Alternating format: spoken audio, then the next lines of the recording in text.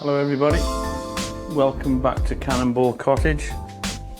Today we're going to do part 2 of the curing capicola. In this bag here, it's been in the fridge for 14 days. I'll just remove the bag, and as you can see it's changed colour. By the way, this is part 2 of this curing or making capicola, and the first or the second step now is to wash off all of this seasoning, and I'm using this big bowl of water just to rub off all of the seasoning that's been on there for 14 days. And as you can see, if you watch part 1, you'll see that this piece of pork shoulder, or capicola as it's known of in America or in Italy, the actual joint itself, but it's a joint of shoulder pork, and it's also known as collar. Certainly in the UK it's known as collar. So if you just, once you've done the first part, you need to take off all this salt and all this seasoning, and then I'll show you what the next step is. I'll just do that. I'll just remove this big dish, and then what I'm going to do now is the traditional method is to get rid of all the salt, is to use this red wine. It's a shame really, because I want to drink it, but there you go. You just pour this red wine over this pork to try and this red wine actually removes all the traces of the salt, allegedly. There you go. Let's add this coating of red wine now, and as you can see, I've been very liberal with this, with the red wine, because I want to drink this. I'm terrible, aren't I? That's what you get with drinking red wine every day. But there you go, that's been washed in red wine, as in the traditional way. I'll now take out this bowl out of the way, and of course the next procedure is, let me just wipe my hands, and also get rid of this plate. Move the red wine over there, and what we need to do now is just pat this a little bit on the dry side.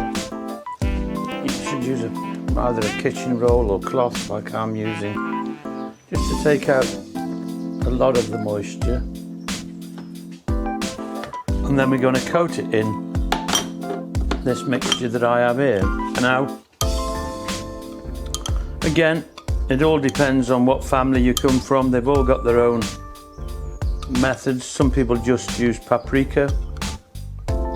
I've got paprika, smoked paprika, and also some chili, and also a teaspoon of chili flakes. And basically now we're just going to coat the capicola with this seasoning, and what we do now is just make sure everywhere is coated all across each part of the meat. Just rub it in the ends, make sure each end is coated. There we go, look, and rub it in. Make sure you actually coat all of the meat, all the little crevices with the seasoning or the paprika, and then we'll put some on this side. There was about a dessert spoon of each in there, but you need to massage it in to the meat. let's do this end as well. It's a little bit of a labour of love, really, depending on how much you like capicola, because this has been 10 days in the making so far. Oh, no, it wasn't, it's 14 days in the making so far. And then the next procedure is that, you know, another 6 weeks or more before you actually get to eat this. So, and then just keep on rubbing it in and making sure that you've coated everything. And there you go, look at it. It's absolutely covered wonderfully.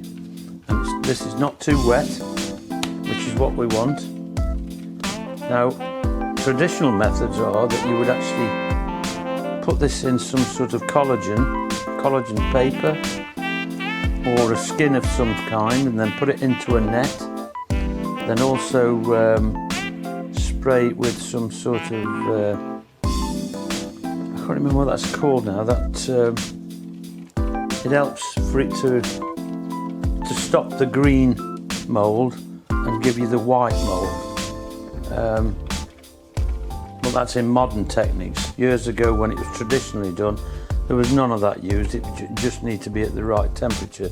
What we're going to do is use a dry aging bag, which allows the same procedure but just in a normal fridge. You don't have to worry about sort of 14 to 57 degrees. Sort of, you know, it used to be hung in cellars and places like that. So what I'm doing is I'm going to cure this in a dry aging bag. Just going to move that there. I'm going to move that out of the way. I'm now going to just wash my hands and set up the vacuum packer. And at the same time, wash off all this paprika. So I'm going to have red hands all day today, I suppose. So there you go. Price of a labour of love, as they say. I'll just get the vacuum packer in place, and so that I can show you the next procedure. And then this vacuum packed capicola will sit in the fridge for, as I said, at least a month. And then you need to check on how it's going on by the weight loss. You need to lose somewhere in the region of a third of the total weight loss there, and then you know you're getting close. You can take it to 40% rather than 33%. And the next procedure is, what we're going to do is put it in one of these dry aging bags, which they're absolutely fantastic. Don't mistake them for vacuum pack bags. This is not a vacuum pack bag, this is a dry aging bag, and it allows moisture to leave and oxygen to enter. It's an amazing piece of kit. So what we're going to do now is place the capicola into the bag. I folded the bag over so that we don't get any moisture or anything on this bag, otherwise it may well not seal. And then we place it there over the vacuum and the sealer, and there's this little piece of wonderful little thing that allows air to flow in and to flow out, and this you need to, it's like known as a little mouse really, so that it does its job. It's sort of like a little mouse's tail. So anyway, here we go. Seal it up. I suppose really we need to switch it on and let's go for it. Help it along, try and get this pressure out.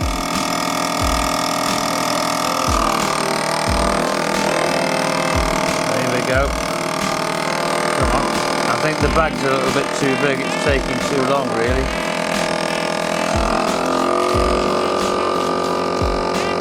And of course, as I've said, it doesn't actually seal like a vacuum bag. It allows moisture in and moisture out. But what I'm going to do is I'm actually going to give it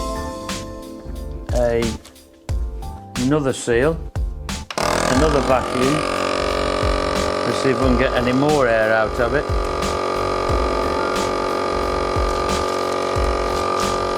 And I think that's it, it's sealing again. And also, to make doubly secure that we've got a seal, I'm actually going to seal it again, just slightly above.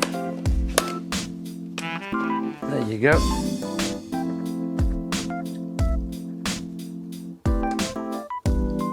That was quick. And we've got another seal on the bag, and there you have, in this dry aging bag, we've got the CAPICOLA, and as you can see, it doesn't seal like a vacuum bag seals. There's still air in it. It allows moisture out and it allows oxygen in. So if you use these bags, don't be worried. This is exactly how they should be. So now I shall put this in the fridge on a rack so that you've got full flow of air all around it, and I'll check it after a month to see what weight loss we've got. And if it hasn't reached the weight loss that we require, the drying out period, we'll extend it to 6 weeks or 2 months until you finally get the weight loss that you're looking for. And there you go. This is the second part 2 of how to cure, or how to make capicola here in Cannonball Cottage in the afternoon. I hope you've enjoyed watching, and maybe you'll give it a try. I love this capicola. It's my favourite cured, you know, the meat charcuterie from Italy. It's absolutely wonderful. But anyway, I just waffle on, don't I? Anyway, thanks for watching. Give us a thumbs up. Give us a share it with your friends, subscribe to our channel, click on the bell icon next to the subscribe button, and you'll get notifications of any other upcoming videos that we're doing. Please make a comment and I'll get back to you with any queries that you may well have. Thanks for watching, and oh, by the way, this little bit of wine isn't going to go to waste. Cheers everybody, see you soon.